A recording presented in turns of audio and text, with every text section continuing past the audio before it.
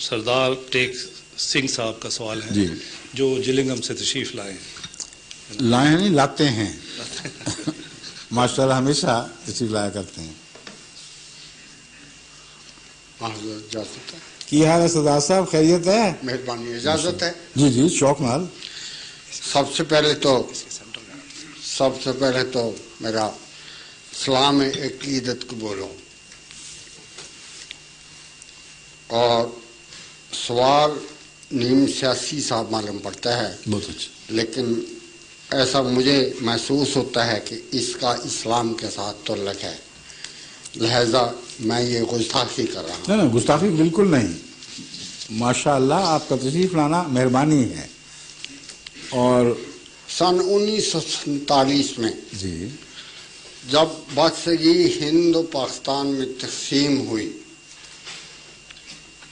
اور جماعت احمدیہ کا ہیڈ کوارٹر اس وقت ہندوستان میں قادیان تھا، ٹھیک.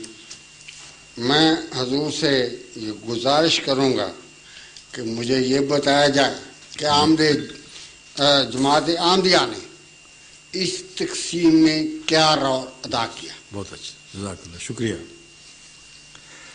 سب سے پہلا تو ایک فریضہ ایسا ادا کیا جس کا سکھوں سے تعلق ہے، اس لیے میں وہاں سے بات شروع کرتا ہوں.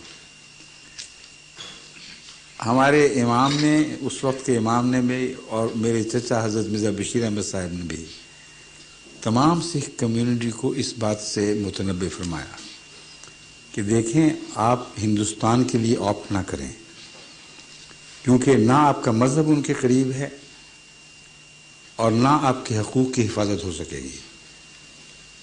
آپ توحید کے قائل ہیں اور توحید کے لحاظ سے اسلام آپ کے قریب ترین ہے. اور جہاں تک حقوق کا تعلق ہے، جتنے آپ کو پاکستان میں حقوق ملیں گے اتنے ہندوستان میں آپ تصور بھی نہیں کر سکتے. اس لیے بے گھر ہو جائیں گے. اور یہ سارا پنجاب پاکستان سے نہیں آپ کے قدموں سے بھی نکل جائے گا. یہ تنبیہ اتنی وضاحت سے کی گئی کہ ایک مضمون حضرت مرزا بشیر احمد صاحب میرے جو چچا تھے ان کا بہت ہی ہر دل عزیز ہوا اور سکھوں میں ہاتھوں ہاتھ نکلا. وہ تھا خالصہ ہوشیار باش. اور سکھ علماء چوٹی کے سربراہوں نے اس کا ادب کیا، مگر کہا نہیں، ہم نے فیصلہ کر لیا ہم ہندوستانی کے ساتھ رہیں گے. اور اس کے بعد آج تک اس کے دکھ اٹھا رہے ہیں. بلکہ اس سے بڑی غلطی کہ خود اس پنجاب کو جس کی محبت ان کی رگ و پے میں سرایت کر گئی تھی، اسی خمیر سے اٹھے تھے وہ، اس کو تقسیم کر دیا، ہریانہ بنا دیا، جلندھر کی شاخ الگ کر دی. اتنا ظلم. اور اگر وہ پاکستان کے ساتھ ہوتے تو بڑی عزت اور وقار کے ساتھ بادشاہی کرنی تھی انہوں نے یہاں. تو پہلا فرض تو جماعت احمدیہ نے یہ ادا کیا کہ سکھوں کو متنبع کیا کہ ایسا نہ کرو، اور یہ بتایا کہ دیکھو تو ہمیں تو یہ نقصان پہنچے گا کہ گرداسپور جہاں قادیان ہے وہ ہمارے ہاتھ سے نکلے گا، تم اگر جاؤ گے تو وہ بھی نکل جائے گا، لیکن تمہارا نقصان بہت شدید ہے اور دائمی ہے. مگر نہیں سنی گئی. دوسری بات جماعت احمدیہ نے یہ کی کہ باوجود اس کے کہ مہاتما گاندھی نے بھی، نہرو صاحب نے بھی، حضرت خلیفۃ المسیح ثانی میرے سے 2 دفعہ پہلے جو سربراہ تھے جماعت کے، ان کو ذاتی پیغام بھیجے، اپنے نمائندے بھیجے، منتیں تو نہیں کہتا لیکن تنبیہ ضرور کی کہ آپ پاکستان کے ساتھ شامل ہونے کی غلطی نہ کریں، یہ آپ سے بہت برا سلوک کریں گے، اور جو افغانستان میں آپ لوگوں سے ہو چکا ہے اس کی یادیں تازہ کر دیں گے. اور گاندھی صاحب نے جو پیغام بھیجا مردولا سارا بائی کے ذریعے بھجوایا تھا، اور اس میں اتفاق اپنے لیے سمجھتا ہوں کہ میں اس میں موجود تھا اس وقت. اس نے یہ پیغام دیا کہ گاندھی صاحب کہتے ہیں کہ آپ کی فراست اور جو مضامین سیاسی آپ کے رہنمائی کے لیے نکلتے رہے ہیں ان کے ذریعے سے، ظفر اللہ خان صاحب کی وجہ سے بھی، انہوں نے کہا میں آپ کی بڑی عزت کرتا ہوں، میں سمجھتا ہوں آپ کو سیاسی شعور ہے، لیکن آپ یہ حرکت کیا کر رہے ہیں کہ اپنے پاؤں پہ کلہاڑی مار رہے ہیں. جس پاکستان کی آپ تائید کر رہے ہیں اس نے آپ سے بہت برا سلوک کرنا ہے. حضرت مسلم موعود نے، ہم ان کو مسلم موعود بھی کہتے ہیں، یعنی خدا تعالیٰ کی طرف سے اصلاح کا وعدہ جو تھا وہ ان کے ذریعے پورا ہوا. آپ نے جواب دیا کہ گاندھی صاحب سے کہہ دیں کہ میں بھی آپ کی عزت کرتا ہوں، لیکن 2 باتیں ہیں جن کو یاد رکھیں. ہماری زندگی اور موت مسلمانوں کے ساتھ ہے. یہ نہیں ہو سکتا کہ آپ مسلمانوں کا قتل و غارت کروائیں، ان پر مظالم کریں، ان کے حقوق پامال کریں، اور ہم اس وجہ سے آپ سے مل جائیں کہ آپ ہمارے حقوق کی حفاظت کریں گے. اس کا سوال ہی پیدا نہیں ہوتا. جہاں وہ مارے جائیں گے وہاں ہم بھی مارے جائیں گے. ہمارا مقدر مسلمانوں کے ساتھ ہے. دوسرا، ان کو یہ خیال ہے کہ مجھے علم نہیں. آپ نے اپنے خطبے کا حوالہ دیا کہ وہ اگر میرا خطبہ سن لیتے تو ان کو پتہ چلتا کہ میں نے جماعت کو جہاں پاکستان کی تائید کی ہدایت کی وہاں متنبع بھی کیا، اور کہا کہ پاکستان کی تائید میں اس لیے نہیں کر رہا کہ تمہیں وہاں ایک امن کی جگہ مل جائے گی. جو میری آنکھ دیکھ رہی ہے وہاں تم پر ایسے خوفناک مظالم ہوں گے کہ اگر میں تفصیل بیان کروں تو جو کمزور دل ہیں ان کے دل بیٹھ جائیں گے. لیکن اس کے باوجود ہمارا مقدر ہے کہ ان مصیبتوں میں سے گزریں اور قوم کی تقدیر بھی محنت اور کوشش اور قربانی کے ساتھ تبدیل کرنے کی کوشش کریں اور اسلام کا ساتھ نہ چھوڑیں. کیونکہ یہاں اب وطن کی بات نہیں رہی، اب یہ سوال مسلمان غیر مسلمان کا سوال ہو گیا. یہ آپ نے جواب دیا اور یہ بین ہی اسی طرح ثابت ہوا. اس لیے نادانی کا فیصلہ نہیں تھا. اگر انسان کو پتہ نہ ہو کہ مجھے مار پڑے گی اور پھر مار پڑ جائے تو کہیں بڑا بیوقوف نکلا. لیکن پتہ ہو اور اعلیٰ مقصد کی خاطر وہ مار کھائے تو اس کو بیوقوف نہیں کہا جاتا. اس کو جو مرضی نام دے دیں، وہ اس کو کہہ سکتے ہیں آپ کہ یہ عواقب سے بے خبر ہو گیا ایک اصول کی خاطر، اب سر دھڑ کی بازی لگا دی ایک اصول کی خاطر، مگر بیوقوف نہیں کہہ سکتے. یہ حال مسلسل پاکستان میں جاری رہا اور خود میرے ساتھ بھی ایسے مواقع وابستہ ہیں جہاں میں نے وہی کردار ادا کیا جو میرے باپ نے پہلے کیا تھا.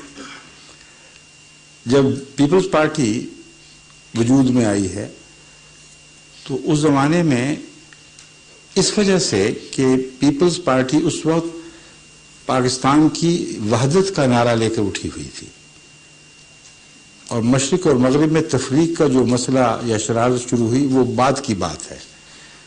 آغاز میں پیپل پارٹی کا منشور ایک ملکی یکجہتی اور ملکی وحدت کا منشور تھا. اس کے برعکس باقی جتنی پارٹیاں تھیں وہ تقسیم کی طرف مائل ہو گئی تھیں. ولی خان صاحب اب پختونستان کی بات کر رہے تھے، دولتانہ صاحب اس وقت بنگلہ دیش کے لیڈروں کے ساتھ ساز باز کر رہے تھے، ان کے ساتھ مل گئے تھے. تو جماعت کے لیے چارہ کوئی نہیں تھا.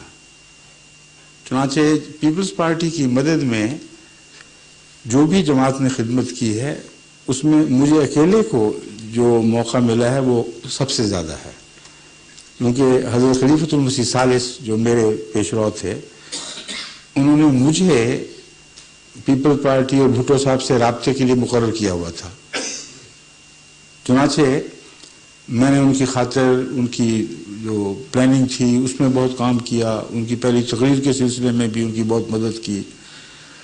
جب یہ جیت گئے تو اس وقت میں سندھ اپنی زمینوں پہ دورے پہ گیا تو رستے میں ویرپور خاص ہے، وہاں جو پیپلز پارٹی کے چوٹی کے سربراہ مثلا سید غلام رسول شاہ صاحب مرحوم اور اس طرح کے اور بڑے سربراہ تھے، انہوں نے میرے اعزاز میں دعوت کی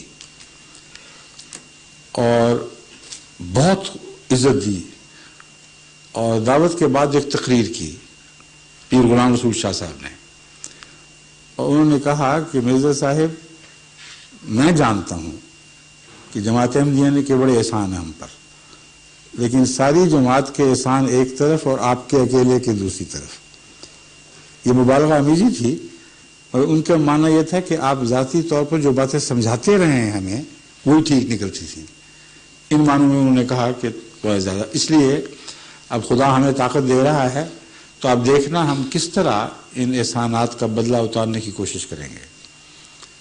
میں نے ان سے کہا, مجھے موقع ملا نا, میں نے کہا پیر صاحب میرا آپ سے بڑا گہرا تعلق ہے, واقعی بہت اچھے انسان تھے, لیکن مجھے معذرت کے ساتھ اختلاف کی اجازت دیں.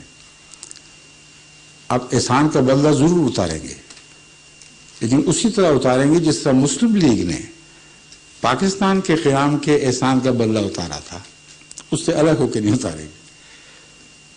پہلی اینٹی احمدیہ تحریک جو 1953 میں چلی ہے وہ دولتانہ کی سربراہی میں چلی ہے, اور 1953 کی تحقیقاتی عدالت نے 100% وضاحت کے ساتھ لکھا کہ حکومت پنجاب کروا رہی تھی سارا قتل و غارت, ورنہ آئی جی نے کہا کہ آئی جی کا کیا سوال ہے, اگر ایک تھانے دار مجھے دیتے اور کہتے کہ اس کو بند کرا دو تو مجال نہیں تھی مولوی کی کوئی شرارت کر سکتا. تو حکومت کروا رہی تھی, سارے اخبارات جو اینٹی احمدیہ تحریک چلا رہے تھے ان کو پیسے دے رہی تھی فنڈز اپنے خزانوں سے, اور کسی نے اگر وہ کتاب پڑھی ہو منیر انکوائری رپورٹ تو اس کو پتہ لگ جائے گا کہ اتنی بالکل واضح کھلی بات ہے, آج بھی وہ موجود ہے کتاب. تو میں نے ان کو کہا پیر صاحب کو کہ یہ واقعہ ہم دیکھ چکے ہیں, بھولے نہیں ہیں.